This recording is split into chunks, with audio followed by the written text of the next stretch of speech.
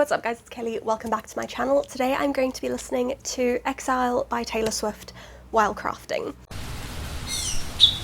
If you find yourself enjoying this video, then please don't forget to give it a thumbs up. It really helps me out, and if you're new here and would like to see more of me, then please subscribe. It has been well over a month since Taylor Swift dropped Exile, and I haven't listened to it yet because I did a video reacting to my first listen of Folklore, and I really wanted to do the same for Exile, and this is the first time since then that I've had time to just sit and spend like 2 hours listening to this album and reacting to it. So that's what I'm going to do today. I don't have long enough hair for the Exile braid, so I tried doing the Folklore buns.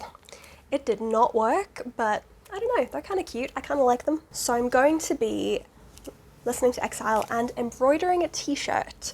It has been a very long time since I've embroidered anything. I was in grade 7, so it was 12 years ago, and it was cross stitch, which is a very different type of embroidery on a very different type of fabric.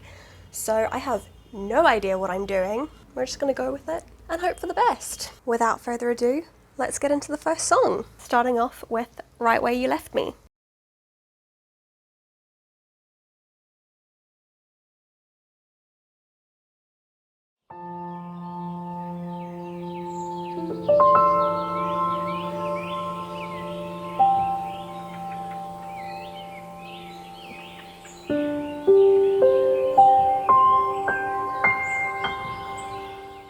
Okay, that was beautiful.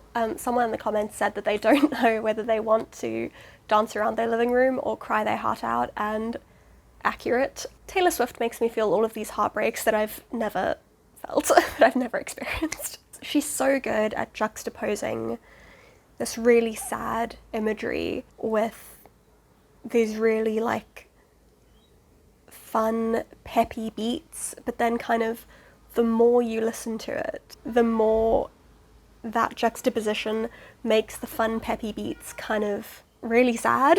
Maybe I'm reading too much into it, but I think considering how much thought she puts into her stylistic decisions, I would guess that all of these like fun dance songs that she does, but that are really sad, are like a metaphor for, you know, putting on a brave face and telling the world that you're fine when everything feels like it's falling apart inside, which, even if I've never experienced a breakup, I relate to that very strongly. I'm gonna be honest, I was a little bit worried that this was gonna take a super long time and I wasn't gonna finish in the time allotted, but like, all things considered, I'm pretty happy with my progress so far. So this could be more of a success than I thought it would be. Next is It's Time to Go.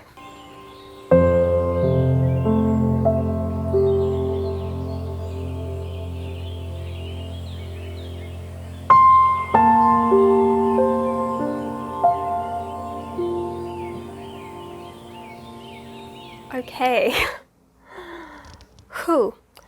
I can definitely see that becoming one of my favorites in the same way that This Is Me Trying was one of my favorites off Folklore, just because it speaks so strongly to where I am at the moment, and that, you know, sometimes strength is just admitting that you're not in the right place and that this thing that you're trying to do isn't serving you and isn't good for you, and that the best thing that you can do for yourself is to get out. And whoo, mood. There are situations in my life that I desperately need to get out of, so I think until I'm out of those situations, the song is going to be a mood.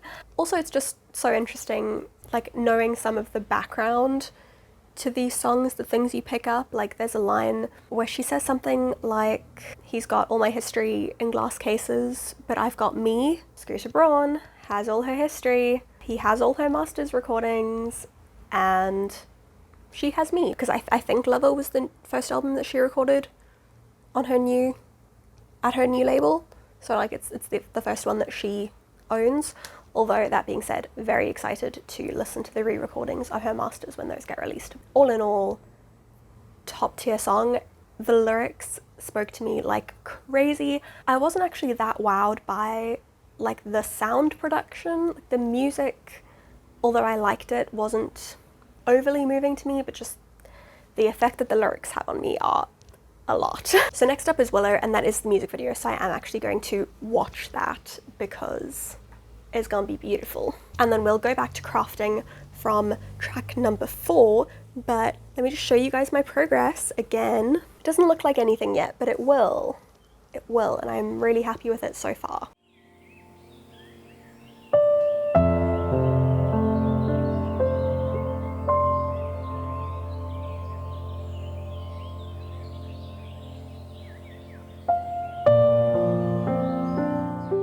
It was so beautiful. Oh, that is just gorgeous. I mean, I loved the song. I loved the lyrics. I loved the music video, the gold string, just the symbolism, the cinematography, the wardrobe, just all of it extraordinary and such a good song. I loved the like witchy vibes and just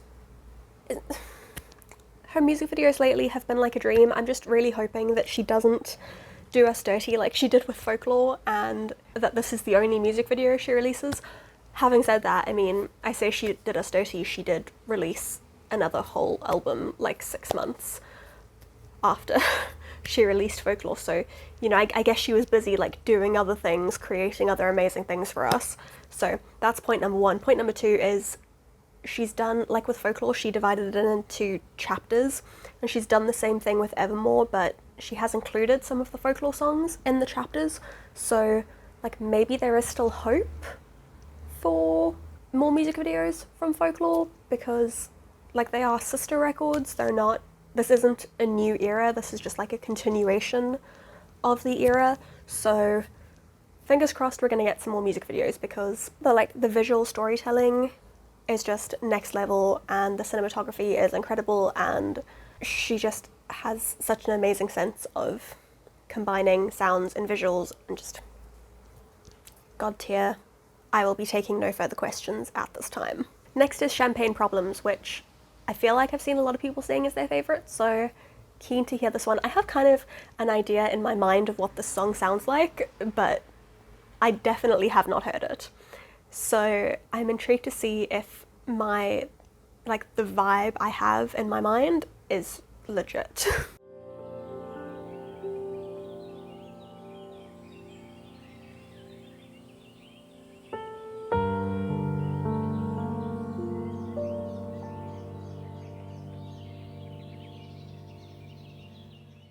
Obsessed, not at all what I was expecting. Like, it's, I think I was expecting something like light and fun and bubbly, but no.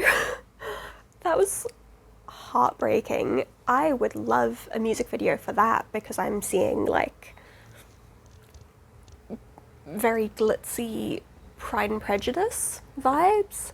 Like if Baz Luhrmann directed Pride and Prejudice, that's how I imagine that music video would look, and it would be beautiful and glorious, and that song was just heartbreaking. But even though it was really slow and sad, there was this like slightly jaunty piano that again contrasted with the sadness of the themes, kind of became more melancholy, but also gave this lovely feeling of hope, because there's a part of the song then when she starts talking about how, you know, the right person will come into his life and will start to heal him, and just such a good like blending of ideas and bringing together immense sadness but also this feeling of like goodness and hope, and that, you know, that there will be this opportunity to love again, and just in love. Next we have Gold Rush.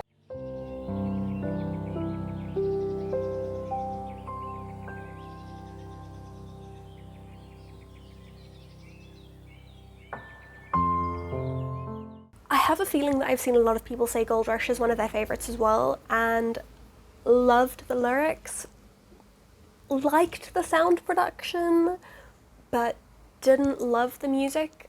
I mean, I liked the music, I definitely enjoyed it, but I don't know, something about the tune just wasn't doing it for me, but I liked the sound production. So I liked the way it sounded, but not like I liked the way it sounded and I liked the mood, but I didn't necessarily like the melody, but I loved the lyrics. Again, it's just the way that she paints pictures Next up is "'Tis the Damn Season." I don't know if this is a Christmas song. I feel like if it is a Christmas song, I would have heard more people talking about it over Christmas, but like, I hope it's a Christmas song.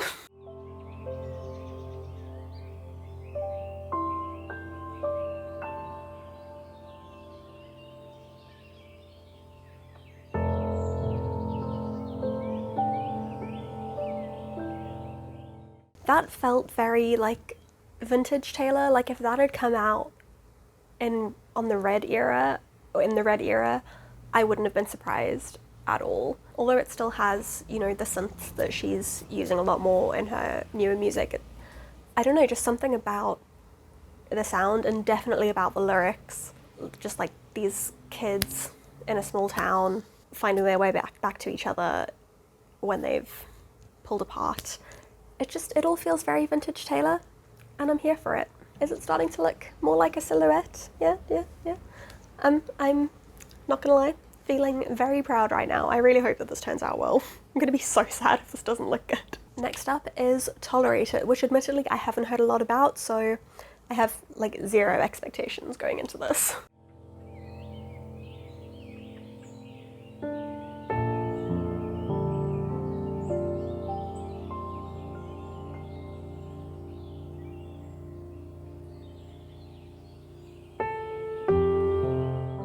Okay, but my question is, why have I not heard people talking about that? Because that was incredible. We might have a strong contender for like a top 3 of the album. There was so much raw emotion mixed with the melody is haunting, which I love. I can't put it into words. What are words? I don't know what words are, but I can tell you that has the potential to become one of my favorite songs ever.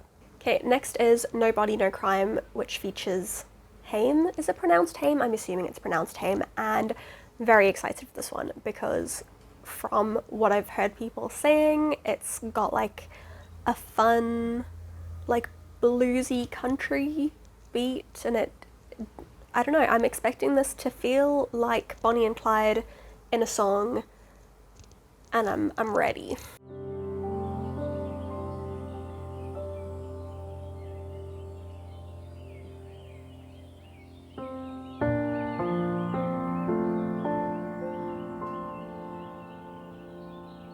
Okay, yes. Yes, that is going to be a favourite.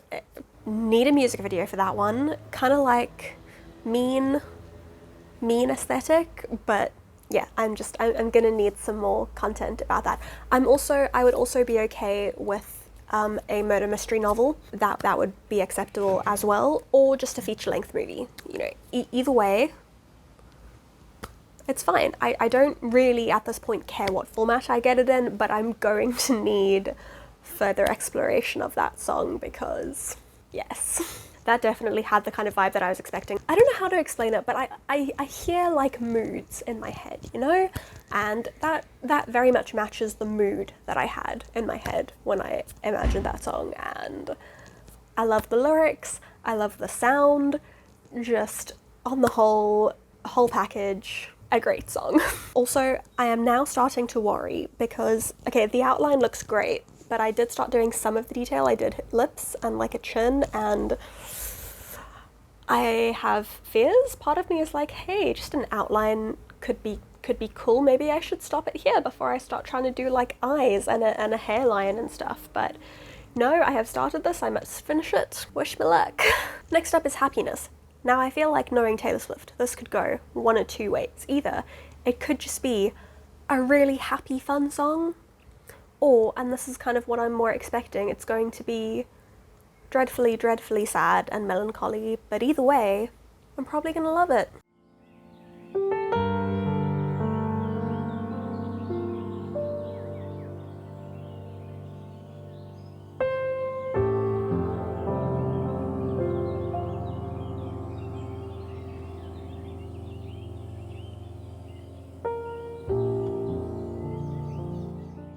We have a Gatsby reference.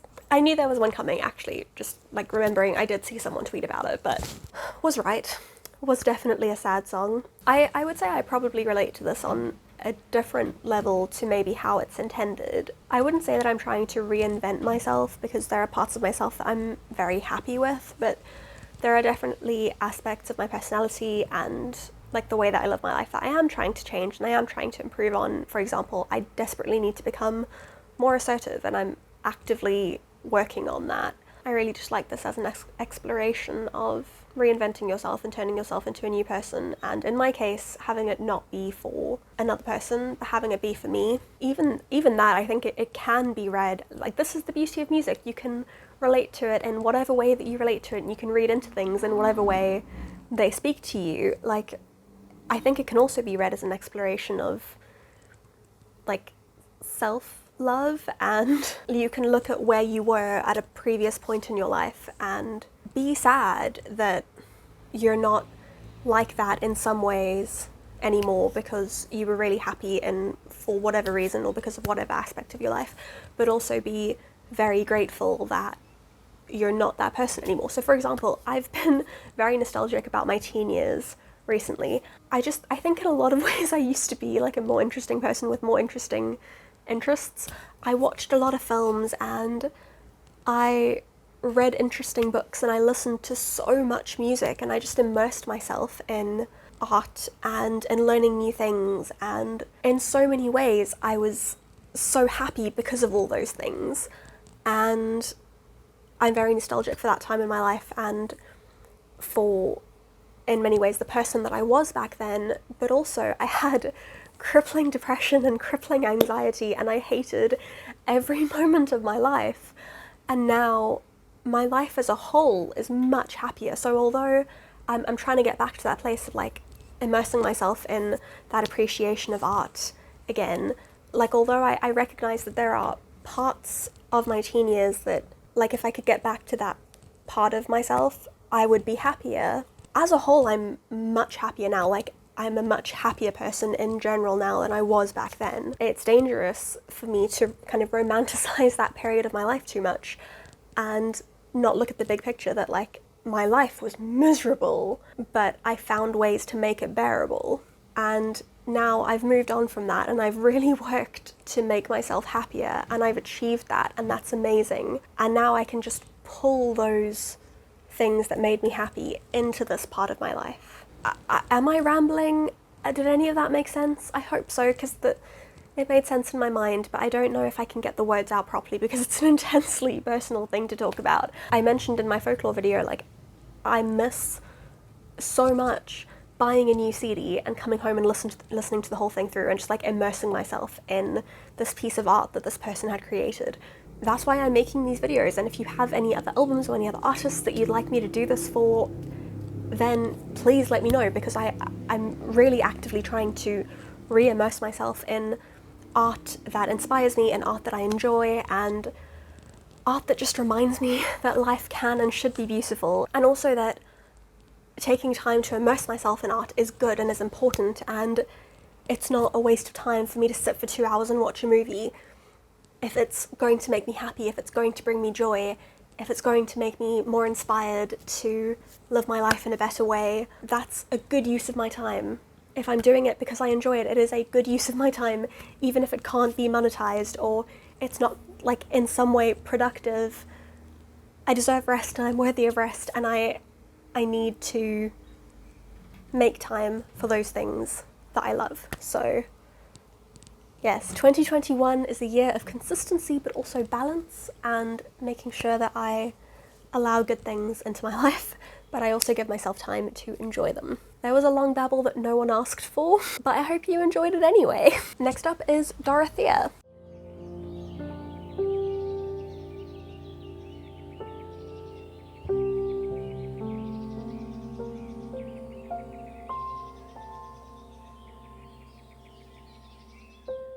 So, Dorothea is very pretty. I don't know, it didn't, like, move me that much, but it was very pretty, very lovely. I think I'll enjoy just having it around as, like, an ambient song. And that's that on that. Oh, next is Coney Island, which is also one that I am very, very excited to hear.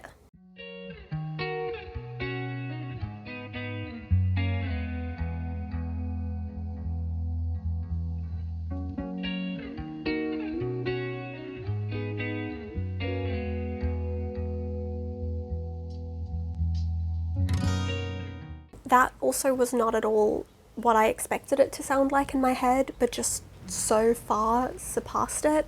It has a very similar like tone and feel to Exile, which, wouldn't you know it, who co-wrote both of them?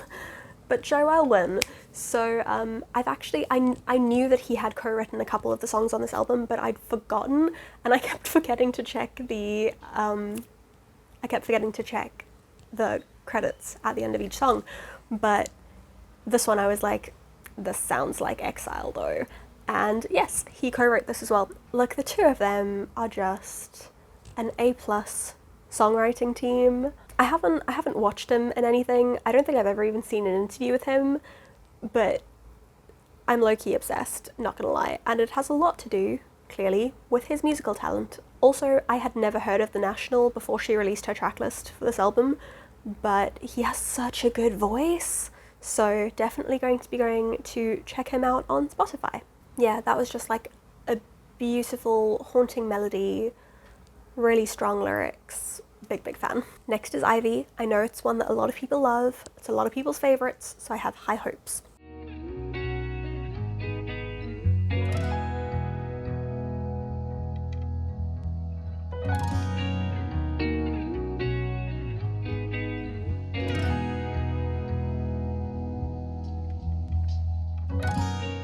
I see why it's a favorite. It is beautiful. The imagery is just... I can also imagine this having just a stunning music video, especially with the like dreamy, dream world aesthetic that she's gone for with the Cardigan and Willow music videos. Like, I can imagine her stepping into that forest glade and like ivy starting to creep up her legs, and just, it would be so beautiful. I love it. I love that every song from this era sounds like you've stepped into a fairy tale, and I'm obsessed. I'm in love, and I'm not ready for this to end. Next is Cowboy Like Me. I'm expecting that to have kind of a no body, no crime feel to it, but let's see. Either that, or I'm expecting it to have like the Man vibes and be like a feminist powerhouse anthem. Who the heck knows? None of my predictions have been right.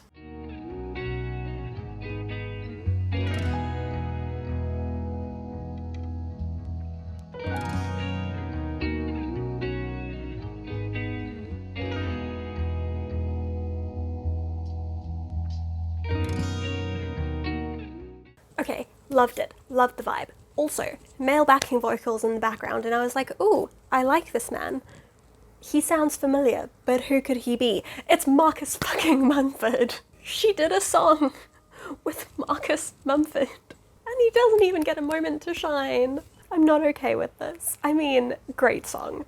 Big fan. Like, I think another top 3 contender, but like... Excuse me, Miss Taylor Swift, I am going to need a proper Mumford & Sons duet, please. Your sounds go so well together, your voices clearly work together. I don't know, you're just like churning them songs out. Can't you do just like a Mumford & Sons and Bon Iver album? Y'all three can just like work together and do the whole album together, and it'll be like a personal present to me. I feel like that's not too much to ask, as someone who doesn't even know you. Next up is Long Story Short, which is another one that I haven't really heard anything about, so I'm intrigued to hear it.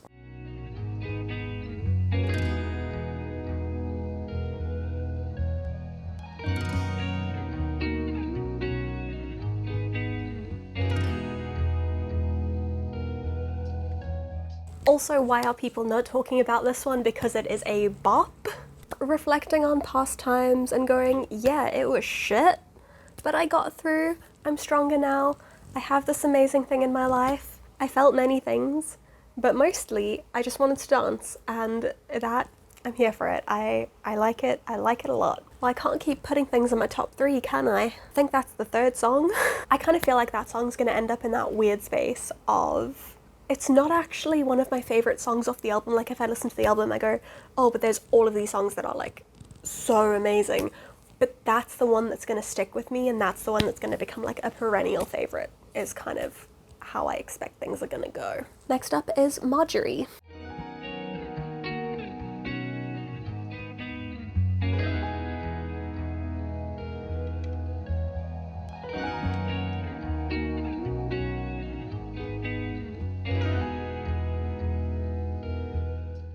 that was so beautiful.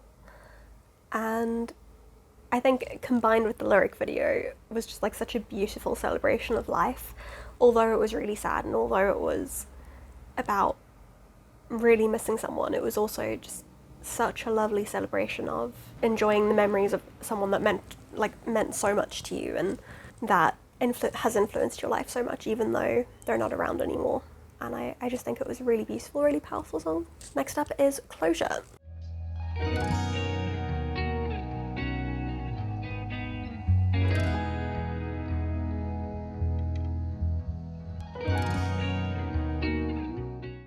I love how at this point Bon Iver is just like part of her band. So many of the songs on this album have him in the instrumental credits, and I like it. I like it a lot. That was kind of a bop, not gonna lie. Again, I'm assuming it's about her masters, and I think it's just a really great anthem of moving on from toxic situations and toxic people in your life without acknowledging them. Like, you don't need their permission to move on. You don't need anything from them in order to have closure. And I think that that's a really important message and just a really important theme. And I liked it a lot. Next up is Evermore, which I just have to say, when this album first came out and I was seeing the title everywhere and I heard that there was the song called Evermore, I just walked around for days afterwards with the song Evermore from Beauty and the Beast stuck in my brain. And I know this isn't going to be a cover, but part of me still kind of hoping that it will be.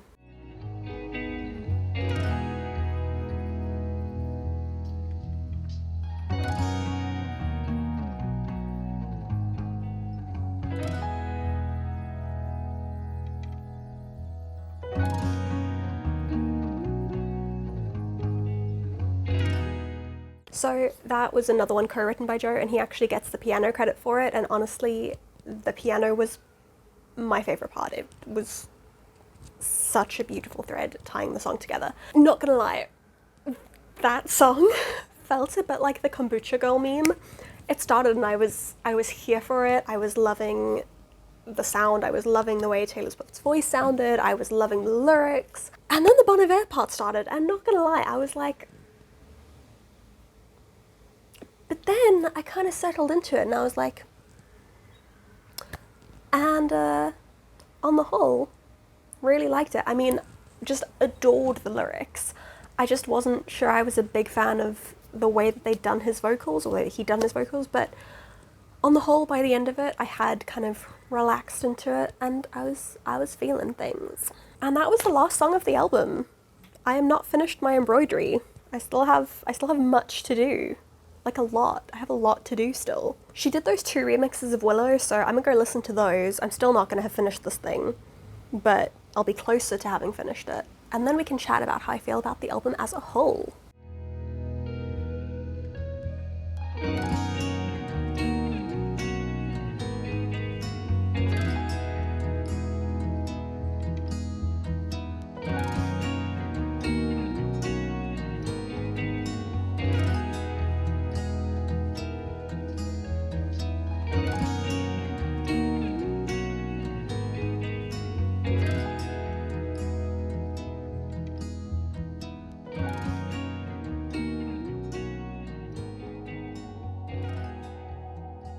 So I had to listen to a couple of songs off the album a couple more times, but it is finally time for the big reveal. I am really happy with it. It's not great. I'm not going to pretend it's great. I have definitely poked many, many holes in the shirt. I mean, I know I was embroidering and the literal definition of that is poking holes, but like here where I was going over the stitching quite a lot, there are some like big holes. Bigger than there should be, but for a first effort, I'm not mad about it. I mean, it's kind of cursed, isn't it? I should have stopped at the outline. I should not have tried to do a face. But I can quite easily take that off if I want to, and on the whole, I think it looks pretty good. I'm very excited to wear this. I've been, like, massively falling back in love with Alec Lightwood lately, so I wanted some Alec Lightwood merch. I don't know if I love it more than I love folklore. I mean, I love it. I think it is probably my second favourite album. With Folklore, I think there were a few more songs that just like really, really hit home for me. Whereas on this, yeah, that there were one or two, but on the whole, it felt more like I was just listening to stories, which is absolutely fantastic, don't get me wrong. I mean, I love that aspect of it, and I love the way that she incorporates storytelling into her writing. I think she's so good at it, and I love that aspect of the album and of her work as a whole. It didn't hit me in the feels the same way that Folklore did, and that's okay, because I love it, because in every way it is an incredible work of art. I don't have that much to say about like the stylistic choices and comparing it to her previous work, because I did a lot of that in my Folklore video. I don't really want to repeat myself on all of that, because this isn't something new. This is just like a continuation of what we've heard before, which again is not a bad thing. Like, this is by far my favorite era of hers, so I'm so glad that we've got more music.